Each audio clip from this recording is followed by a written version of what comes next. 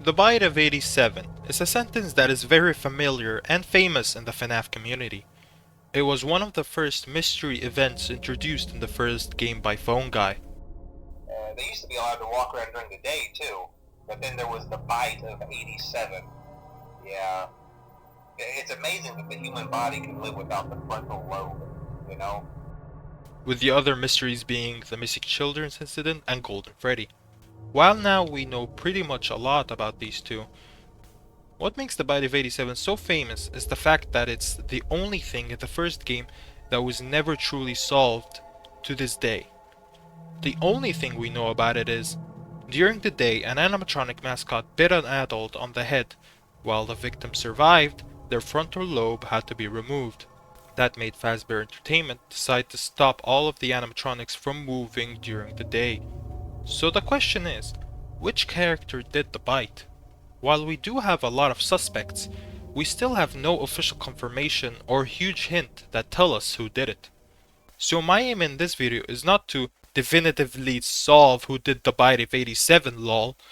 Why did I write lol in the script? My aim is to give you, the viewer, all of the possible suspects and see what their evidence are and what evidence are against them. And you can decide for yourself which one you think most likely did it. So after you watch this video, comment on who you think did it and why. That sound good? Okay.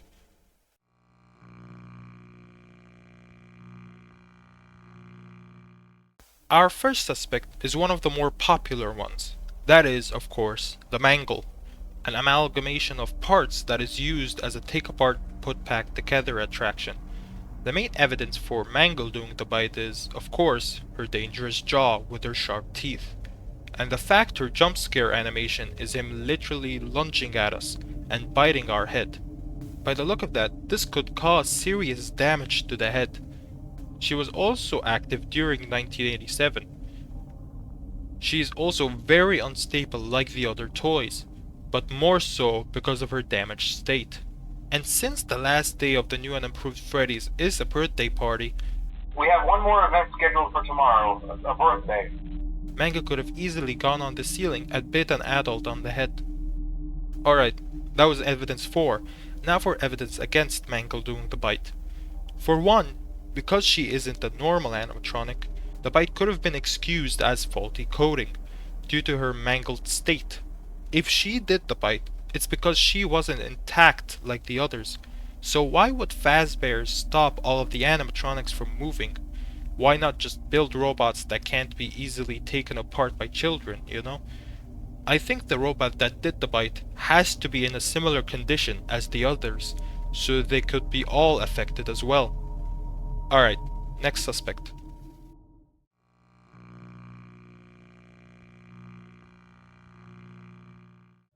Toy Chica arguably has a lot more evidence for her doing the bite than some others. The main evidence comes from her voice lines in Ultimate Custom Night. Let's go somewhere more private, so I can eat you. Like Glamrock Chica, Toy Chica is associated with eating, or at least eating us. Her other line is, "Where's my beak?" "Lodged in your forehead, of course." This is bigger evidence that Toy Chica did the bite, as the frontal lobe is in the location of the forehead. So if her beak can be lodged in the forehead, that could cause damage to the frontal lobe. So Toy Chica either bit the victim on his head, or she lodged her beak in his forehead with a large peck. Other evidence for is she was also active during 1987, and we know Jeremy was told to keep an eye on the animatronics on stage to stop them from hurting anyone. We have one more event scheduled for tomorrow, a birthday. You'll be on day shift. Wear your uniform. Stay close to the animatronics and make sure they don't hurt anyone, okay? So maybe he failed and Toy Chica bit either him or a random adult. Now the evidence against Toy Chica are: if Toy Chica lodged her beak into someone's forehead, that wouldn't be really a bite, but more of a peck. While Toy Chica can't technically bite someone, with this example made by Masty Wolfie, I don't think her jaw can be powerful enough to damage a man's skull. You have to remember, to damage the frontal lobe, you have to at least damage the bone that's protecting it, that being the skull. Toy Chica doesn't have the jaw strength to break a person's skull. Heck, I think if she tried to bite someone, her beak would just break off her head. The only possibility of Toy Chica causing damage to a person's frontal lobe is if she ran towards the person as fast as she could and pecked him so hard on the head.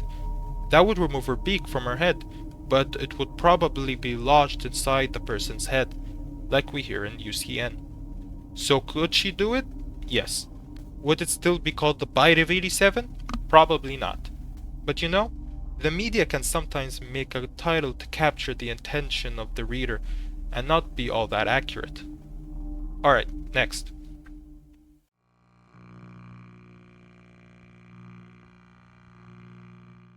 So after covering 2 characters from FNAF 2, you'd think the rest of the suspects will be from FNAF 2 as well, right? Well, not really. I'm gonna propose something I don't think anyone has ever suggested since the release of FNAF 2. I think there is still a possibility that the Bite of 87 could have happened in the FNAF 1 location after FNAF 2. Alright, before you roll your eyes and click off the video, hear me out at least. I think it's a possibility that the FNAF 1 location opens in 1987, and that the Bite of 87 happened in it. But the question is, can Freddy's reopen in 1987? Well, I think yes, because between the closure of the new and improved Freddy's, which is the 14th of November, and January of 1988, the gap is exactly a month and a half, so it still could have been opened during that gap. And I know a month and a half is not that much time to reopen, but since the company were just gonna reuse the old characters and the same 1985 location, I don't think it would take that much time to reopen before 1988, and it's not uncommon for Fazbear Entertainment to work fast. And I know in FNAF AR the scrapped Faz facts tell us that the FNAF 1 location had the yummiest pizza from 1988 to 1993. My answer to that is, I think it was too late in the year to do the survey in the FNAF 1 location. And I know a lot of you are saying that a toy robot has to be the one who did the bite since they were gonna get scrapped. But I think you're getting confused on why the toys got scrapped in the first place. The newspaper that tell us the toys are getting scrapped comes before the last birthday party of the location. So if the bite happens during the last birthday party, then they were already going to be scrapped anyways. The real reason they were scrapped because of their possible malfunctions. Another reason I think it's possible that the Bite of 87 happens at the FNAF 1 location is because, literally every event that we hear about in FNAF 1 happens in the same location. The FNAF 1 location was the first Freddy's. Phone Guy dies in this location.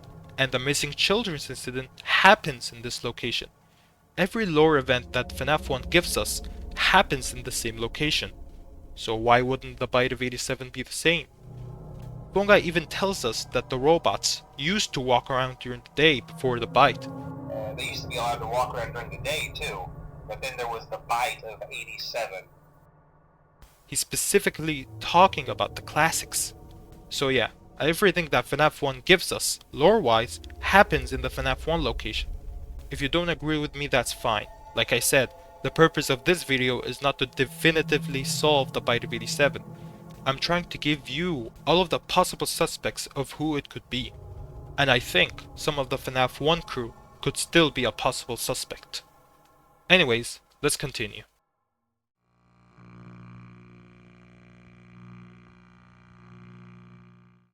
The Pirate Fox himself.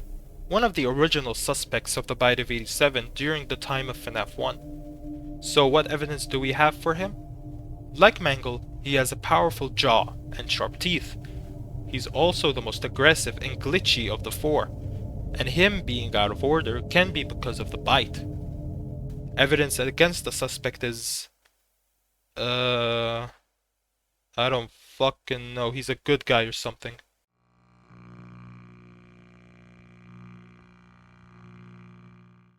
Of course, we have the main man himself, Freddy Fazbearington, or more commonly known as Freddy Fazbear. it's very possible that Fazbear is the one that caused the bite, since he has a very similar build to Fredbear, a robot which we know can cause a lot of damage to the skull.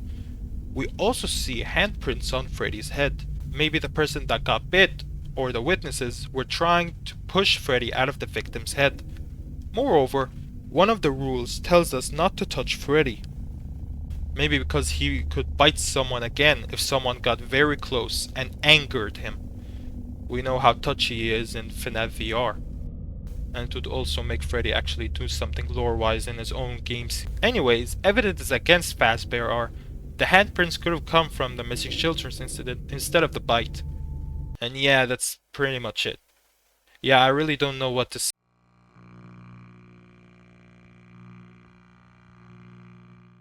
I bet you didn't expect the yellow bear to make an appearance, did ya?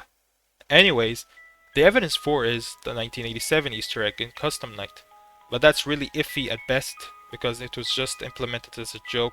Because at the time of FNaF 1, people were saying that if you typed in 1987 in Custom Night, you would get a secret ending or something like that. But that was of course a hoax. Yeah, originally typing in 1987 in Custom Night didn't do anything, and was just a normal night. But when Scott saw what people were doing, he turned into the troll madman that he is, and made Golden Freddy jumpscare the player if they typed in 1987.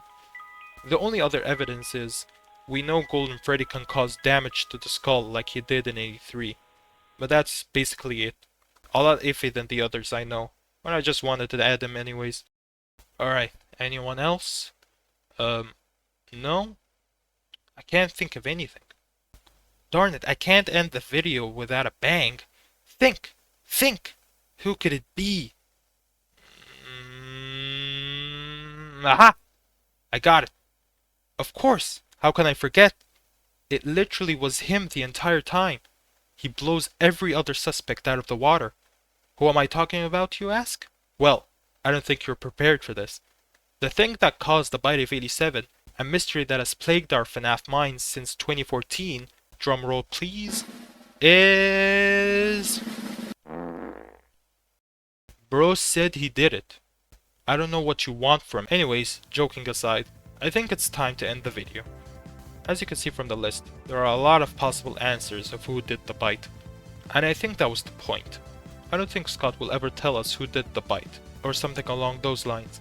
I think he just wants to keep it one of those fun mysteries to theorize about and keep the first game still mysterious.